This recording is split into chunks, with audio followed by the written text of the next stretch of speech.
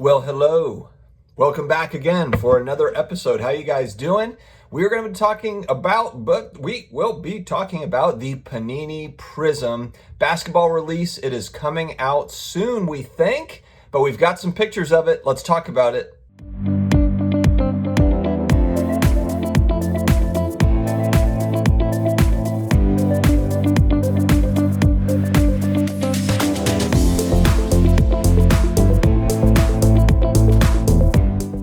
Hey, sports card collectors, investors, all of my collectibles friends. How are you doing? It is Wednesday morning. I just rolled out of bed. If you hadn't noticed, I grabbed my coffee and I'm here with you guys. So I hope that everybody is having a great day so far. I'm filming this Wednesday morning. Probably won't get it out until a little bit later in the day, maybe midday. We'll see how things go. But I'm excited to be here with you today and talk about some Prizm basketball. I did make a couple of videos, one recently where I said I'm going to hold off on buying Prizm basketball. I will say after seeing it, I am tempted. I'm even more tempted after seeing some of the screenshots of it that Panini had released, some kind of teasers of what to expect.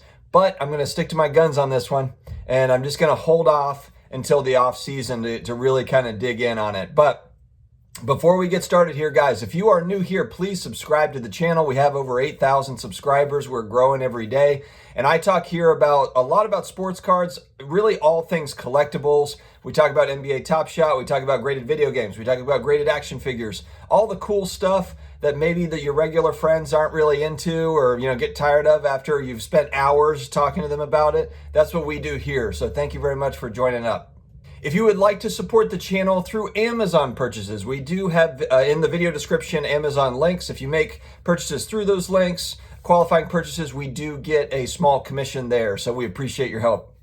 All right, guys, yesterday I was just minding my own business online and I saw posts on social media teasing, kind of showing what to expect. They were Panini pictures of Prizm basketball cards, some of the new ones and ones that I'd been looking for because look, the initial release, I believe, was March 3rd. It looks to me like it's April now, and I could be wrong. If anybody has heard something different on this, let me know in the comments. But I think where I saw online, there was kind of a question mark, and it was been pushed to April was the expectation for Prizm basketball. Maybe it's still March 3rd, and I just missed something. But it looks like it might be pushed back. But the cards themselves, I really like how the cards look. To me, it doesn't look hugely different from last year's cards as far as design goes. I will say that I saw so my favorite rookie to watch so far in the NBA has been LaMelo Ball. Surprisingly, I didn't think that I was going to be saying that, but he's just really impressed. I love his passing ability. It's not even his shooting. It's really just the amazing passes that he makes. It reminds me of, Jason Williams at times with some of the no-look stuff. It's nice. It's nice. So I'm excited about his game and just kind of see where that goes. His rookie card, I'll put a screenshot up. I like it. I like it a lot better than the Hoops one where he's making some like weird motion and they took a picture of it and decided to throw that on a basketball card. I actually like the look of this one better. It's just sharp looking. The Hornets colors and everything. I definitely want one of those cards. I don't know when I'm going to get one. It might be 2 years from now, depending on pricing, but at some point down the line, I will have one of these cards. All right, so I found some more information on the Beckett site. I'll try to put a link there in the video description. Beckett had some information showing some pictures as well. It's a 300 card base set. Of course, you've got kind of the usual parallels that we would expect. One picture that they've got up there, I believe it's Steph Curry.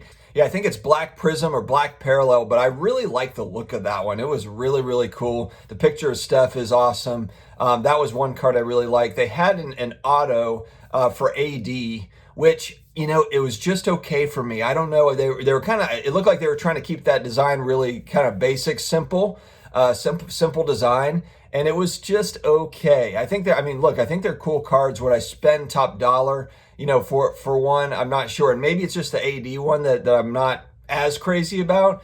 But still, nonetheless, there are autos. Their hobby boxes are going to consist of a dozen packs, each with 12 cards. On average, 2 autos, 10 inserts, and 20 parallels. So that'll be the big question. What do hobby boxes cost? with prices sagging a little bit in the modern basketball market, will we get a little break on hobby boxes? Will they not be $1,000 or $1,500, for a hobby box? Honestly, I don't think so. I think that people want this so badly. It's been pushed back. I think that it's going to sell very well. And I'm curious actually to see what they look like on the secondary market.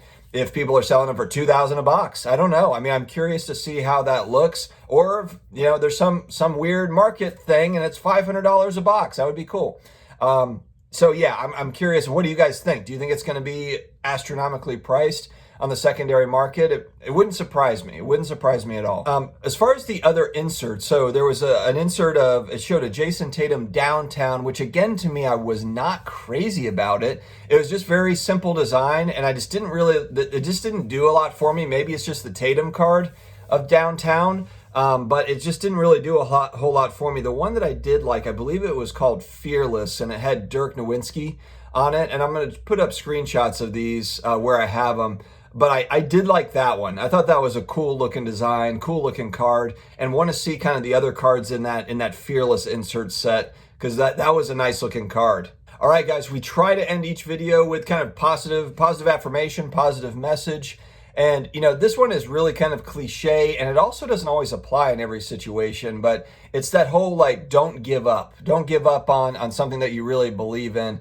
I think it's also important, though, it's okay to give up if, your plans change, if there's some life change that happens, maybe something you originally believed in, it changes, and now you're kind of like, you know what, maybe I made a mistake believing in that. There's also it's not a bad thing to quit on something that might be just kind of, you're not into it, you don't have passion for it, because then there's, if you're just going down the path and it's a huge chore, and it just doesn't fit your, the current wants, needs, and whatever, then I don't think that works.